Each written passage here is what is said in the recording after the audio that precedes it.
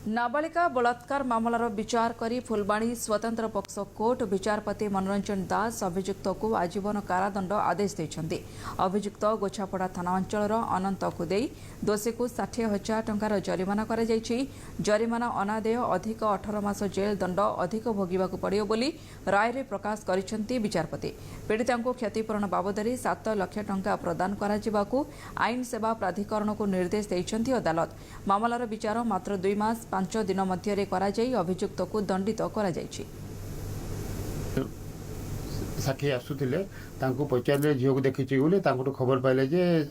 अभियुक्त जनक झील को लेकिन निकट नाल पाखे जाऊे से बाइक आरोही सहायतार से जगह जाकि पहुँची उभय से बाइक आरोही और पीड़िता माँ देखी जे अभियुक्त जनक से पीड़िता झील को दुष्कर्म कर झीटी को शिशुटी उद्धार करके आनिक सांगे सांग निकटस्थ मेडिकल भर्ती करते अवस्था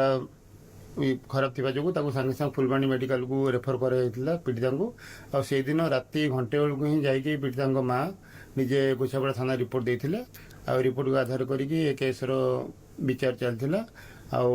मात्र 2 मास 5 दिन भितर ये राय प्रकाश पाई अभियुक्त को दंड करने